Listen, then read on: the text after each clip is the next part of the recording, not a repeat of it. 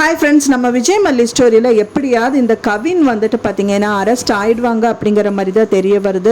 Arrest ஆனதுக்கு அப்புறமும் பெரிய பிரச்சனைகள் நிறைய இருக்குமா அப்படிங்கிற மாதிரியெல்லாம் நிறைய விஷயங்கள் இருக்குது. என்னன்னு பார்த்தீங்கன்னா, இந்த தீபிகா மெயினாக இந்த மல்லியை தூக்கி ஜெயிலில் போடணுங்கிறது தான் அவங்களுடைய எண்ணம். ஸோ அதுக்காக வந்து பார்த்தீங்கன்னா இந்த கவினை யூஸ் பண்ணி மல்லி தான் இதெல்லாம் பண்ண சொன்னாங்க. அதாவது சுடர் சாவுக்கு வந்துட்டு பார்த்தீங்கன்னா மல்லி தான் காரணம்னு ஏதாவது சொல்லிட்டாங்கன்னா கண்டிப்பாக வந்து மல்லியை தூக்கி போட்டுடலாம் அப்படிங்கிற மாதிரி தான் இப்போ ஏற்காடு வந்திருக்காங்க.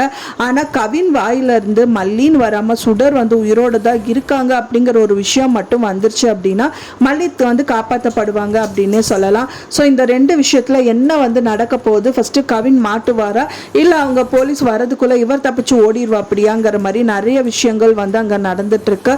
மெயினா இந்த கேஸ் வந்து க்ளோஸ் ஆகணும் அப்படின்னா இந்த சுடர் வந்துட்டு உயிரோட தான் இருக்காங்க அப்படிங்கிறதுக்கான ஒரு விஷயம் நடந்தாகணும்.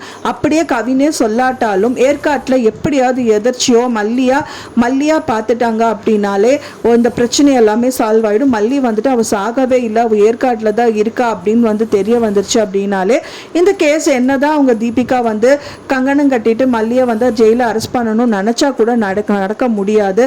ஸோ ஈஸியாக அவங்க வந்து தப்பிச்சிடலாம் அப்படிங்கிற மாதிரி தெரியுது. அதுக்கப்புறமா இவங்களோட விஷயங்கள், அதாவது தீபிகாவோட தம்பி பற்றியும் தீபிகாவே அவங்க வாய்ப்பட சொல்லி மல்லி கேட்டு அது இல்லை அப்படின்னு சொல்றதுக்கு நிறையவே பாசிபிலிட்டிஸ் இருக்கு. கண்டிப்பாக நான் வந்து உங்கள் தம்பியை கொலை பண்ணலை, ஸோ இது வந்து ஒரு ஒன் சைட் லவ் தான் அப்படிங்கிற மாதிரி சொல்கிறதுக்கு நிறையவே பாசிபிலிட்டி இருக்கு. ஸோ இந்த மாதிரி நடக்குமா இல்லை எப்படி நடக்கும் அப்படிங்கிறது வெயிட் பண்ணி பார்க்கலாம். ஃப்ரெண்ட்ஸ், நான் சொன்ன இந்த தகவல் உங்களுக்கு பிடிச்சிருந்தா மறக்காமல் லைக் பண்ணுங்கள், ஷேர் பண்ணுங்கள், கமெண்ட் பண்ணுங்கள், சப்ஸ்கிரைப் பண்ணுங்கள். மேலும் இன்னொரு மல்லி சீரியல் அப்டேட்டோட நெக்ஸ்ட் மீட் பண்ணுறேன். தேங்க்ஸ் ஃபார் வாட்சிங் மை டியர் ஃப்ரெண்ட்ஸ். நெக்ஸ்ட் வீடியோவில் பார்க்கலாம்.